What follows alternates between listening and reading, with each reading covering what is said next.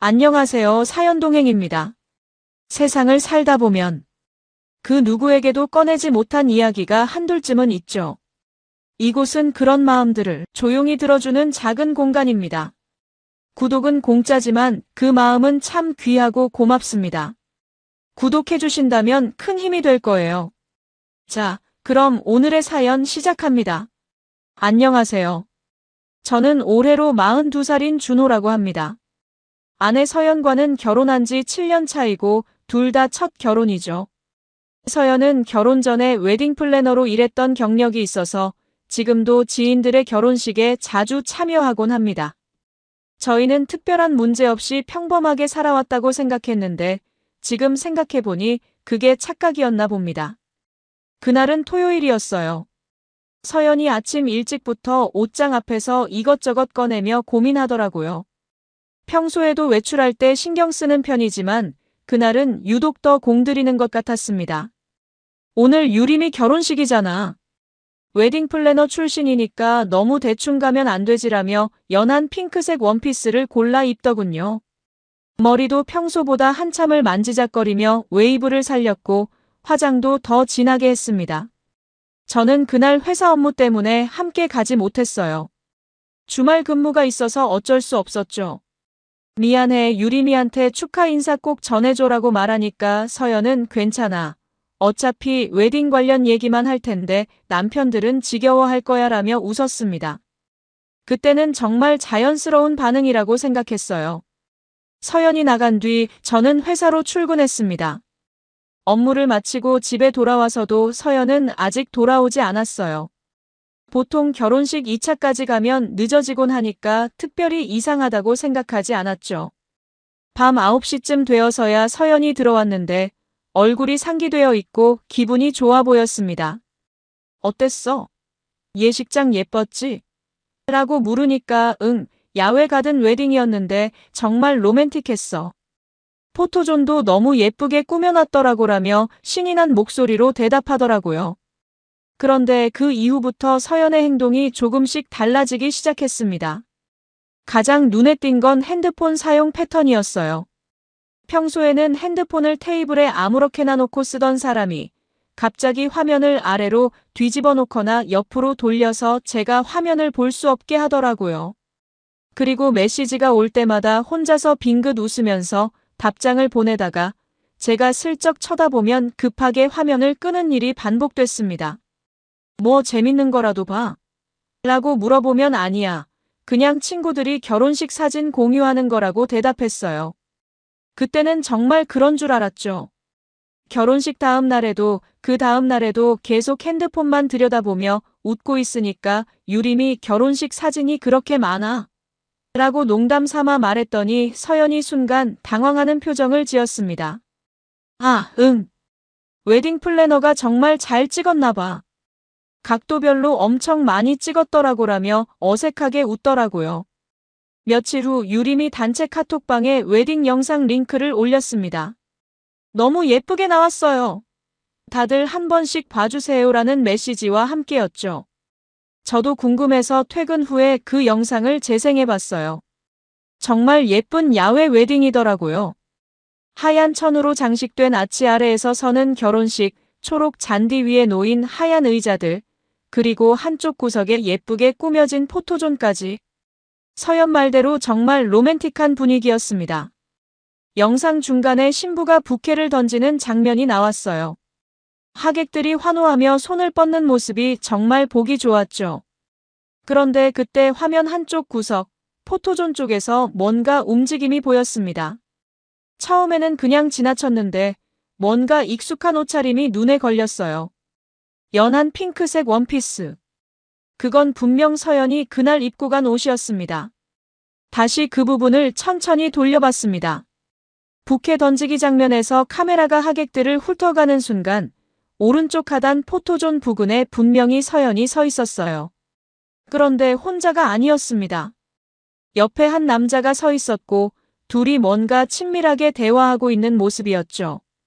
그 순간은 정말 짧게 지나갔지만 뭔가 이상한 느낌이 들었습니다. 그냥 다른 하객이겠지라고 생각하려 했는데 계속 마음에 걸렸어요. 서연은 그날 결혼식에서 만난 사람들에 대해 특별히 언급한 적이 없었거든요.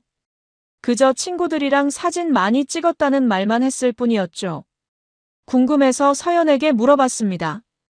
결혼식에서 아는 사람들 많이 만났어? 서연은 잠시 멈칫하더니 응, 옛날 웨딩 플래너 일할 때 알던 사람들도 몇 명 있었고 유림이 친구들이랑도 인사했지라고 대답했어요. 그런데 뭔가 어색했습니다. 평소 같았으면 만난 사람들에 대해 이것저것 자세히 얘기했을 텐데 그날은 유난히 말이 적었거든요. 며칠이 더 지나면서 서연의 이상한 행동은 더욱 심해졌습니다. 핸드폰 진동이 울릴 때마다 급하게 확인하고 제가 있는 곳에서는 통화를 피하더라고요. 화장실에 갈 때도 핸드폰을 가져가고 샤워할 때조차 핸드폰을 옆에 두고 들어가는 일이 늘어났습니다. 7년을 함께 살면서 이런 모습은 처음 봤어요. 그러던 어느 날 저녁 서연이 핸드폰을 보며 또 혼자 웃고 있었습니다. 이번에는 정말 환하게 웃더라고요. 마치 연인과 메시지를 주고받는 것 같은 그런 표정이었죠. 뭐가 그렇게 재밌어? 라고 물었더니 서연은 깜짝 놀라며 핸드폰을 뒤집었습니다. 아무것도 아니야. 그냥 유림이가 신혼여행 사진 보내줘서라고 얼버무렸어요. 이상했습니다. 유림은 결혼식 이후로 신혼여행을 갔고 바쁠 텐데 그렇게 자주 연락할 리가 없었거든요. 더구나 서연이 그렇게 즐거워할 만큼 재밌는 사진을 매일 보낼 리도 없고요. 뭔가 석연치 않았지만 직접적으로 의심한다고 말하기는 어려웠습니다. 그런데 결정적인 순간이 왔어요. 어느 토요일 오후 서연이 샤워하러 들어간 사이에 거실 소파에 핸드폰을 놓고 간 거예요. 평소 같으면 절대 그러지 않았을 텐데 그날은 깜빡했나 봅니다. 마침 메시지 알림이 울렸고 화면에 미리 보기가 떴어요. 발신자는 민우라는 이름이었고 내용은 오늘 촬영 정말 재밌었어. 다음에는 더 예쁜 곳에서 찍자였습니다. 민우. 저는 서연의 지인 중에 민우라는 사람을 들어본 적이 없었어요. 더구나 촬영이라는 단어가 걸렸습니다. 서연이 언제 누구랑 촬영을 했다는 거죠? 심장이 두근거리기 시작했습니다. 뭔가 잘못되고 있다는 직감이 들었어요. 서연이 샤워에서 나왔을 때 자연스럽게 물어봤습니다. 오늘 어디 갔다 왔어? 오후에 잠깐 나간다고 했잖아. 서연은 응, 유림이랑 카페에서 차 마셨어라고 대답했어요. 하지만 핸드폰 메시지에서는 분명히 촬영이라고 했는데 카페에서 차를 마셨다니. 이야기가 맞지 않았습니다. 그날 밤 잠자리에서 서연이 먼저 잠들고 나서 저는 천장을 바라보며 생각에 잠겼습니다. 결혼식 영상에서 본 그 장면, 요즘 들어달라진 서연의 행동, 그리고 오늘 본 메시지까지 모든 것이 연결되고 있는 것 같았어요. 하지만 아직은 확실한 증거가 없었습니다. 그냥 의심일 뿐이라고 생각하려 했지만 마음은 계속 불안했어요. 다음 날 아침 서연은 평소보다 더 밝은 표정이었습니다. 오늘 날씨 좋네. 오랜만에 공원이라도 산책할까? 라고 제안하더군요. 하지만 제가 좋아라고 대답하자마자 핸드폰이 울렸고 서연은 급하게 확인한 뒤 미안해.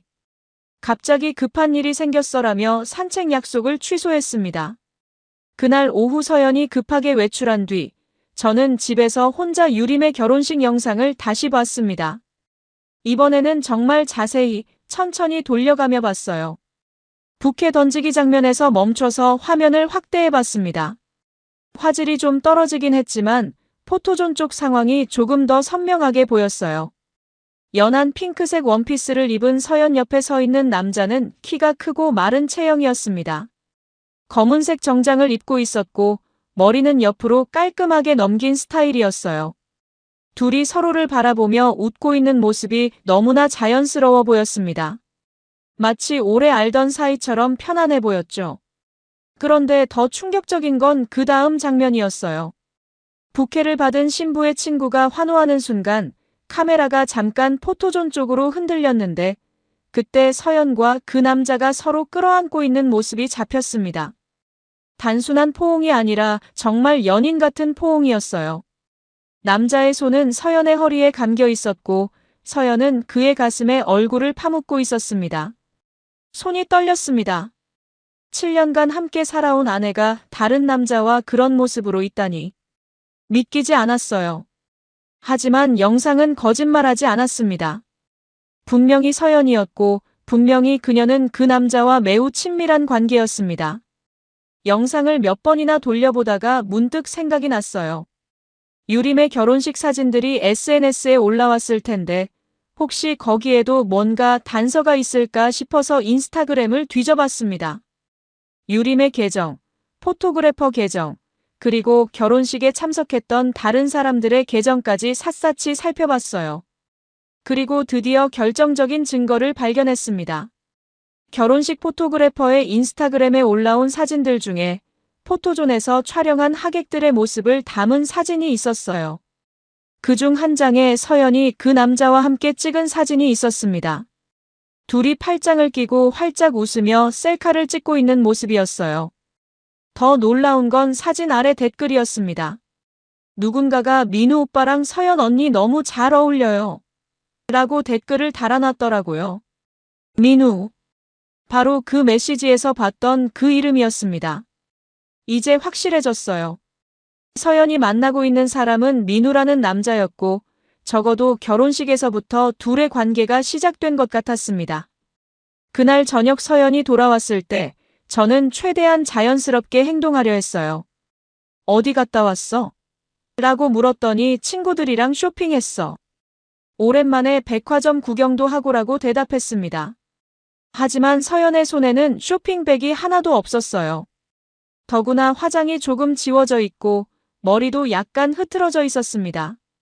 뭐 산 거 없어? 라고 물으니까 마음에 드는 게 없어서 그냥 구경만 했어라며 어색하게 웃더라고요. 평소 쇼핑을 좋아하는 서연이 백화점에 가서 아무것도 사지 않고 올 리가 없었는데 말이죠. 그날 밤 서연이 샤워하는 동안 저는 인터넷에서 그 민우라는 사람에 대해 더 조사해봤습니다. 포토그래퍼 인스타그램의 댓글과 태그를 따라가다 보니 민우의 개인 계정도 찾을 수 있었어요. 프로필 사진을 보니 바로 결혼식 영상에서 봤던 그 남자였습니다. 민우의 인스타그램을 살펴보니 더욱 충격적인 사실들이 드러났어요. 최근 올린 사진들을 보면 서연이 최근에 갔다고 했던 장소들과 똑같은 곳에서 찍은 사진들이 있었습니다. 카페, 공원, 전시회장 등등. 심지어 며칠 전 서연이 친구들과 브런치 먹었다고 했던 그 레스토랑에서 민우가 찍은 사진도 있었어요. 시간을 맞춰보니 서연이 외출했던 시간과 민우가 그 장소에서 사진을 올린 시간이 거의 일치했습니다. 이제 의심의 여지가 없었어요. 서연은 저에게 거짓말을 하면서 민우를 만나고 있었던 거예요. 가슴이 답답했습니다. 7년 동안 믿어온 사람이 이렇게 저를 속이고 있었다니. 화가 나면서도 한편으로는 슬펐어요. 대체 언제부터였을까? 내가 뭘 잘못했을까? 이런 생각들이 머릿속을 맴돌았습니다. 하지만 아직 확실한 물증이 더 필요했어요. 단순히 같은 장소에 있었다는 것만으로는 불륜이라고 단정할 수 없었거든요. 혹시 정말 우연의 일치일 수도 있고 아니면 그냥 친구 사이일 수도 있잖아요. 비록 영상에서 본 모습이 심상치 않았지만 법적으로 문제가 될 만한 확실한 증거가 필요했습니다. 다음 날부터 저는 본격적으로 증거 수집에 나섰습니다. 먼저 서연의 외출 패턴을 자세히 관찰하기 시작했어요. 언제 나가고 몇 시에 돌아오는지, 그리고 그날 민우의 SNS 활동은 어떤지 꼼꼼히 체크했습니다. 회사에서도 틈틈이 민우의 인스타그램을 확인했죠. 패턴이 보이기 시작했어요. 서연이 친구들과 만난다고 하는 날이면 어김없이 민우도 같은 지역에서 활동했습니다. 더 놀라운 건 민우가 올리는 사진들의 배경이었어요. 서연이 최근에 예쁘다며 자랑했던 카페, 전시회, 심지어 새로 생긴 포토스팟까지 모두 민우가 먼저 다녀온 곳들이었습니다. 그런데 결정적인 순간이 왔어요. 어느 목요일 오후 서연이 오늘 늦을 것 같아. 대학 동기들이랑 저녁 먹기로 했어라고 연락을 해왔습니다. 그런데 몇 시간 후 민우의 인스타그램 스토리에 올라온 사진을 보고 깜짝 놀랐어요. 서연이 좋아하는 이탈리안 레스토랑에서 오늘의 데이트 코스라는 글과 함께 와인 사진을 올린 거예요. 더 가관인 건 그 사진 속에 서연이 즐겨 차는 반지가 살짝 보였다는 거예요.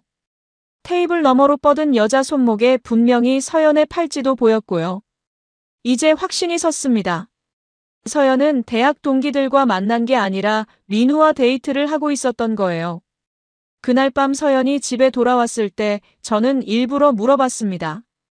동기들 잘 만났어? 어디서 먹었어? 서연은 응, 홍대에 있는 고깃집에서 먹었어. 오랜만에 만나니까 좋더라라고 대답했어요. 하지만 민우의 스토리는 강남 이탈리안 레스토랑이었죠. 완전히 다른 장소, 완전히 다른 음식이었습니다. 이제 더 적극적으로 행동해야겠다고 생각했어요. 다음 주 토요일 서연이 친구랑 전시회 보러 간다고 하자 저는 나도 심심한데 같이 가면 안 될까? 라고 제안했습니다. 서연은 당황하며 여자끼리 가는 거라서 다음에 우리 둘이 따로 가자라고 거절했어요. 서연이 나간 뒤 저는 뒤를 따라갔습니다. 평생 아내를 미행해 본 적은 없었지만 진실을 알아야겠다는 생각뿐이었어요. 서연은 지하철을 타고 홍익대 근처로 향했습니다. 전시회장 근처에서 누군가를 기다리고 있더라고요. 얼마 지나지 않아 민우가 나타났습니다.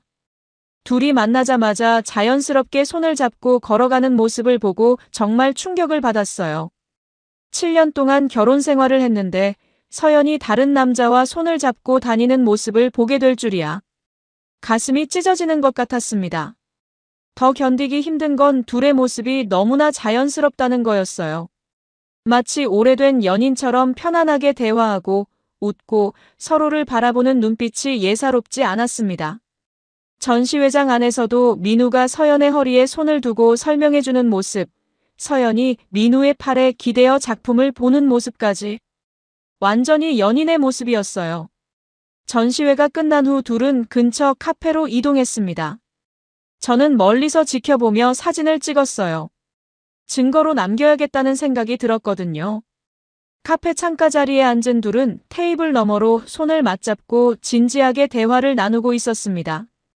그런데 더 충격적인 장면이 벌어졌어요. 대화 도중 민우가 갑자기 일어나더니 서연 옆으로 가서 앉았습니다. 그리고 서연의 어깨에 팔을 두르고 뺨에 키스를 했어요. 서연도 전혀 거부하지 않고 오히려 민우에게 기대며 행복해하는 표정이었습니다. 그 순간 정말 현실이 믿기지 않았어요.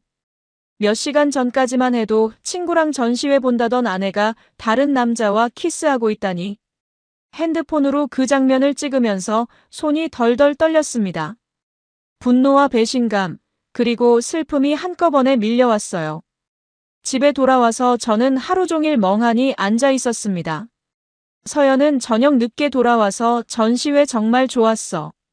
다음에 꼭 같이 가자라며 환한 미소를 지었어요. 그 미소가 얼마나 가식적으로 보이던지 평생 그렇게 화가 난 적이 없었습니다. 하지만 아직 참아야 했어요. 성급하게 따지고 들면 서연이 증거를 인멸할 수도 있었거든요. 더 확실한 물증을 잡아야 했습니다. 그리고 법적으로 대응할 수 있는 방법도 알아봐야 했고요.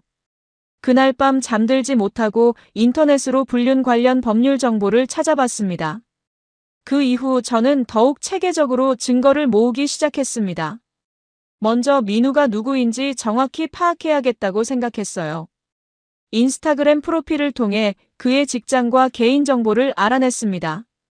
놀랍게도 민우는 저희와 같은 아파트 단지에 사는 주민이었어요.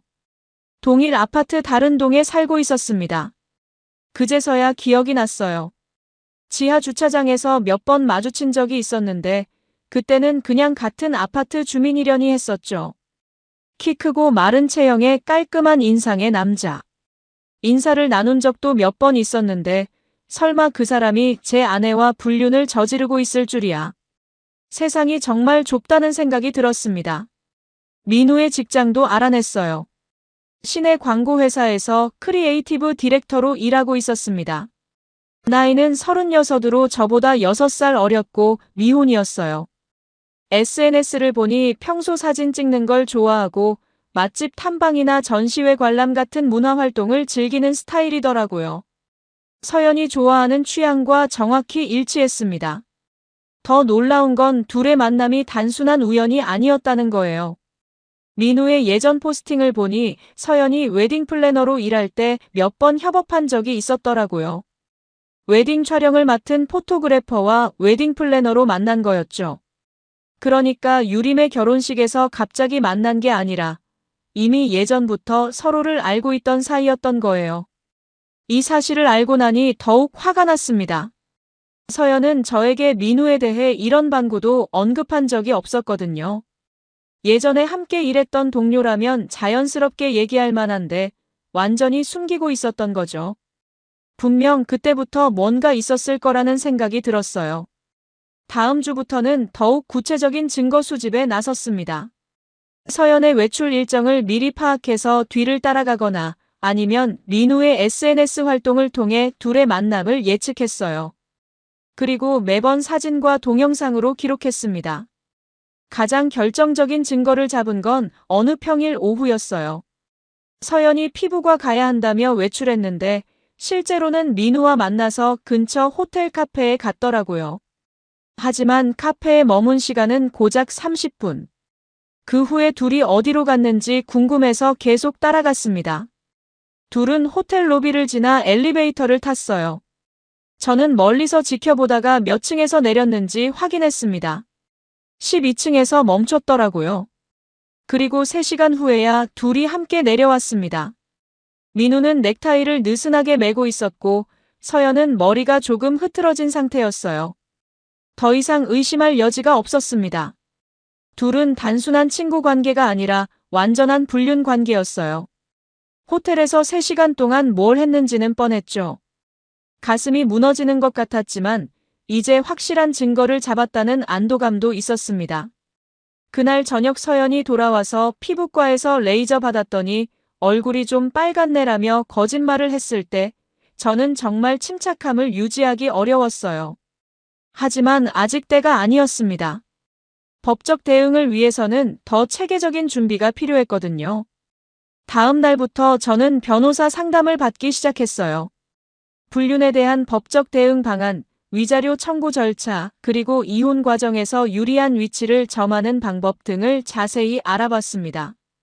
변호사는 제가 수집한 증거들이 매우 구체적이고 명확하다며 충분히 승산이 있다고 말해줬어요.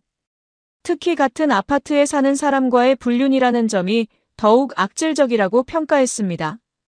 단순한 우연이 아니라 계획적이고 지속적인 만남이었기 때문이죠. 게다가 호텔 출입 기록, 시간대별 사진 증거, SNS 포스팅 내용까지 모든 것이 일치하니 변명의 여지가 없다는 거였어요.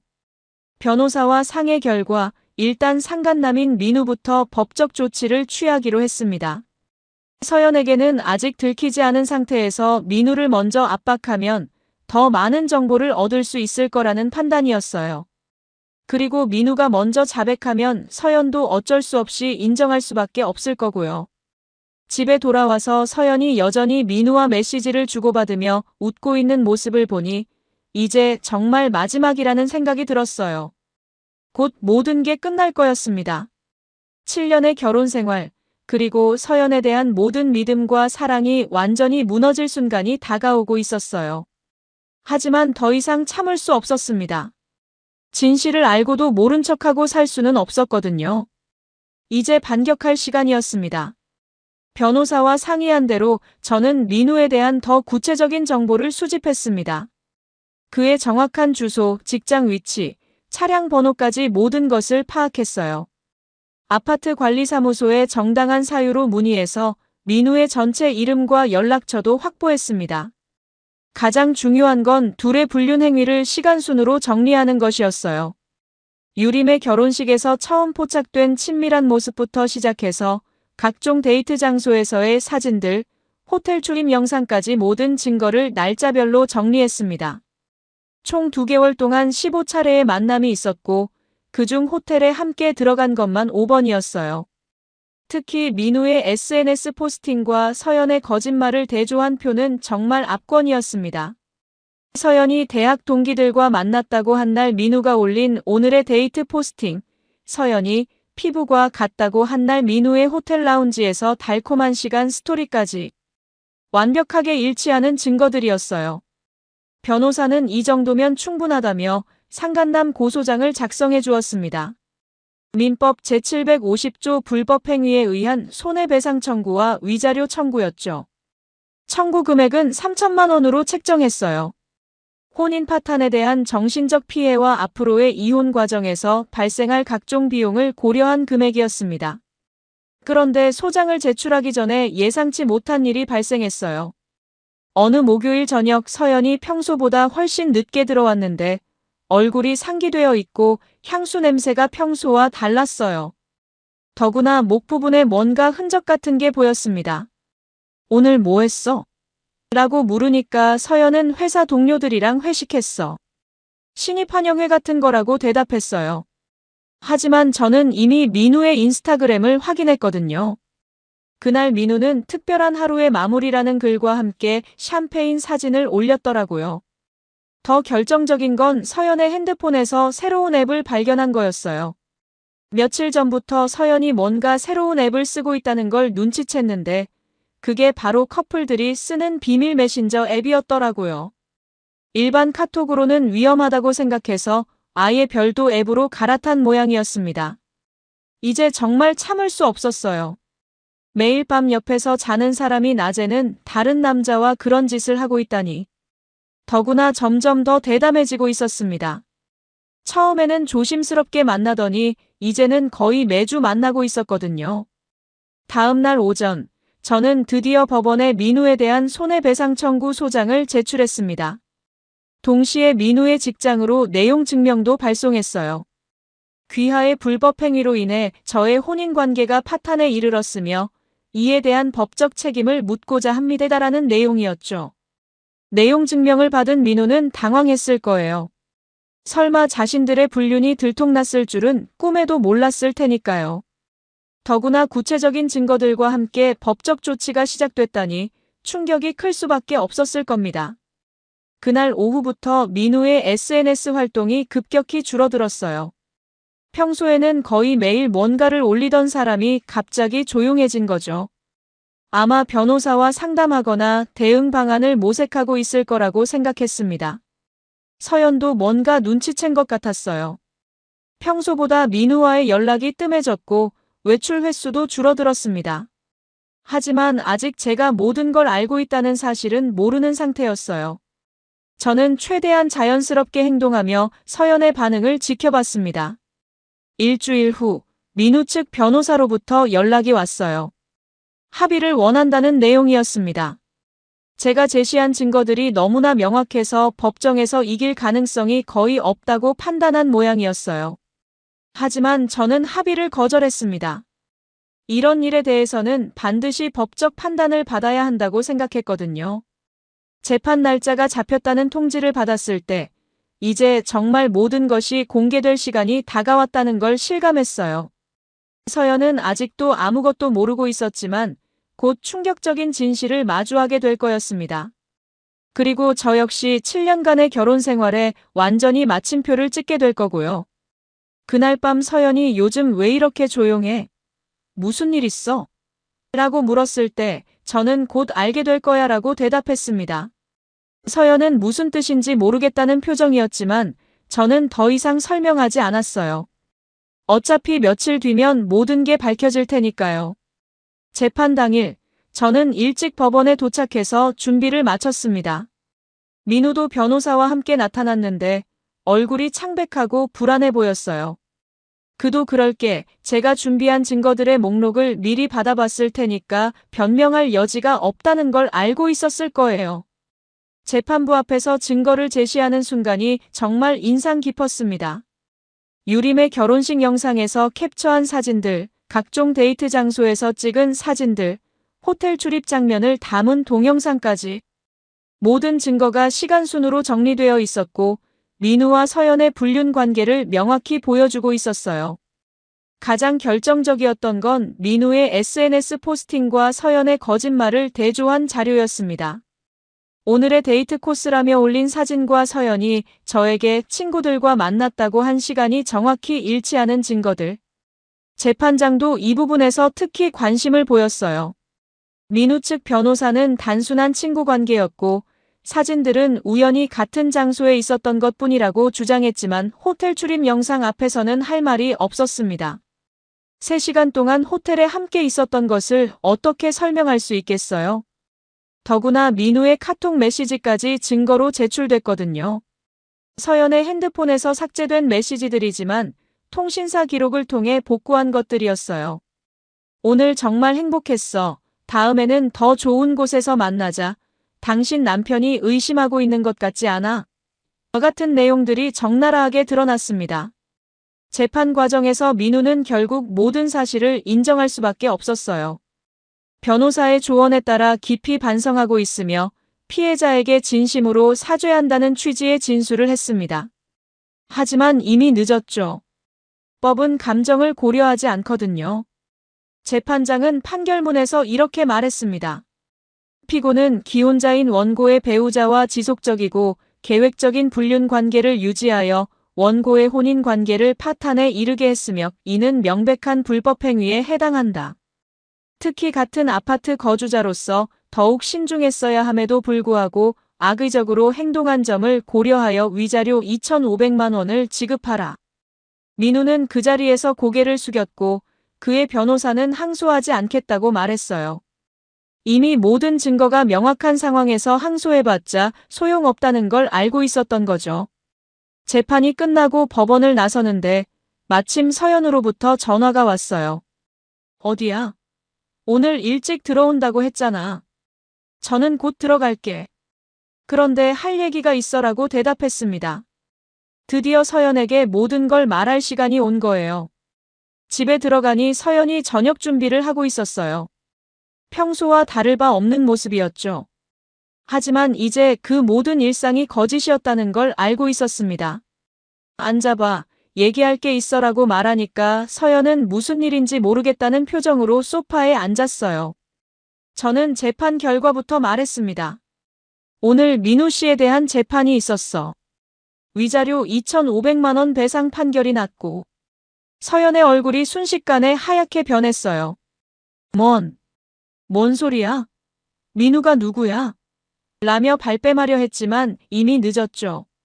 저는 준비해온 증거 파일을 서연 앞에 펼쳐놨어요. 결혼식 영상 캡처, 데이트 사진들, 호텔 출입 영상, 그리고 복구된 메시지들까지. 서연은 그 자료들을 보더니 완전히 말을 잃었습니다. 이걸 언제부터 알고 있었어? 라고 떨리는 목소리로 물었을 때 저는 유림의 결혼식 영상을 본 순간부터라고 대답했어요. 2개월 동안 당신의 모든 거짓말을 다 알고 있었어.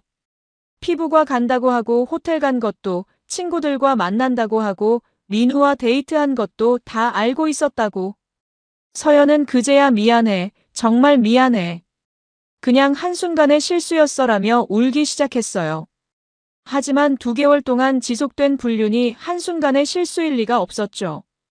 더구나 호텔까지 가면서 단순한 실수라고 할 수는 없는 거였어요. 이혼 서류는 내일 변호사가 보내줄 거야. 재산 분할은 내가 7, 당신 3으로 하자. 내 마지막 선이야라고 말하니까 서연은 다시 생각해봐. 우리 다시 시작할 수 있어라며 매달렸습니다. 하지만 이미 제 마음은 돌이킬 수 없을 만큼 차가워져 있었어요. 그날 밤 서연은 계속 사과하고 용서를 빌었지만 저는 더 이상 들어주지 않았습니다. 7년 동안 쌓아온 신뢰가 한순간에 무너져버린 상황에서 어떻게 다시 예전처럼 살 수 있겠어요? 이혼 절차는 생각보다 빠르게 진행됐습니다.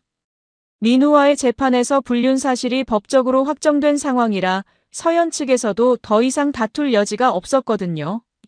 재산 분할 70대 30, 위자료 별도 지급, 그리고 이혼 사유는 서연의 불륜으로 명시됐어요. 서연은 마지막까지 한 번만 더 기회를 달라며 매달렸지만 저는 단호했습니다. 당신이 민우와 호텔에 들어갈 때 이미 우리 결혼은 끝난 거야. 2개월 동안 매일 밤 내 옆에서 자면서 낮에는 다른 남자와 그런 짓을 했잖아. 그걸 어떻게 용서하라는 거야? 특히 서연이 변명으로 내세운 촬영 컨셉이었다는 말이 정말 가관이었어요. 호텔에서 3시간 동안 뭘 촬영했다는 건지, 그리고 왜 그 촬영에 대해서는 저에게 한마디도 말하지 않았는지 설명해보라고 했더니 말문이 막히더라고요. 민우는 판결 이후 아파트에서 이사를 갔어요. 아마 같은 단지에 계속 살기가 부담스러웠을 거예요. 더구나 2,500만 원이라는 거액의 위자료까지 물게 됐으니까 경제적으로도 타격이 컸을 겁니다.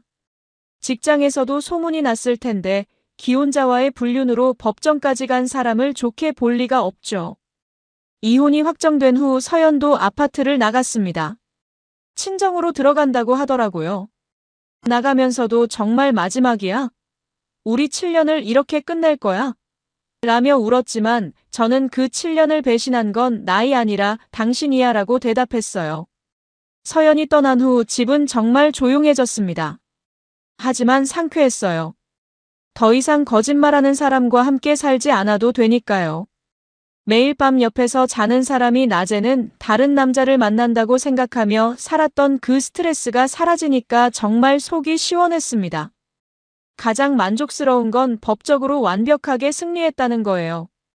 민우로부터는 위자료 2,500만 원을 받았고 재산 분할도 제가 70%를 가져갔습니다. 더구나 이혼 사유가 서연의 불륜으로 명시되어 있으니까 앞으로 서연이 재혼할 때도 불리할 거예요. 무엇보다 제가 수집한 증거들이 얼마나 완벽했는지 다시 한번 확인할 수 있었어요. 유림의 결혼식 영상에서 시작해서 호텔 출입까지 시간 순으로 정리된 모든 증거들이 법정에서 완벽하게 인정받았거든요. 변호사도 이렇게 체계적으로 증거를 수집한 의뢰인은 처음 본다며 감탄했어요. 재판 과정에서 재미있었던 건 서연과 민우의 반응이었어요. 처음에는 그냥 친구 사이라고 발뺌하다가 사진 증거가 나오니까 단순한 스킨십이라고 했고 호텔 영상이 나오니까 업무상 미팅이라고 했다가 메시지 내용이 공개되니까 결국 모든 걸 인정할 수밖에 없었거든요. 특히 서연이 촬영 컨셉이었다고 주장했을 때 재판장이 그럼 그 촬영 결과물은 어디 있습니까? 라고 물어봤는데 서연은 대답을 못하더라고요. 당연하죠. 처음부터 촬영이 아니라 불륜이었으니까요. 지금 생각해보니 서연의 모든 행동이 너무나 뻔뻔했어요. 남편 몰래 다른 남자와 불륜을 저지르면서도 집에서는 아무 일 없었다는 듯이 행동했잖아요. 심지어 다음에 우리 둘이 전시회 가자라며 제게 거짓말까지 했고요. 하지만 결국 진실은 드러나게 되어 있어요. 아무리 숨기려고 해도 증거는 남게 마련이거든요. 특히 요즘처럼 모든 게 기록되는 시대에는 더더욱 그렇죠. 서연과 민우도 자신들이 그렇게 많은 흔적을 남기고 있다는 걸 몰랐을 거예요. 마지막으로 이 이야기를 듣고 계신 여러분께 한마디 드리고 싶어요. 만약 배우자의 행동이 이상하다고 느끼신다면 그냥 넘어가지 마세요. 직감이라는 건 대부분 맞거든요.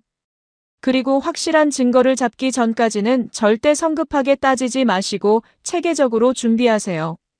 저는 2개월 동안 참고 견디면서 완벽한 증거를 모았기 때문에 법정에서 완승할 수 있었어요. 만약 처음 의심이 들었을 때 바로 따졌다면 서연이 증거를 인멸했을 수도 있었겠죠.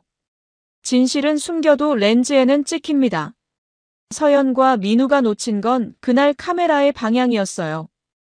유림의 결혼식 영상에 자신들의 모습이 담길 줄은 꿈에도 몰랐을 거거든요. 하지만 그 한 장면이 모든 것의 시작이었고 결국 진실을 밝혀내는 열쇠가 됐습니다.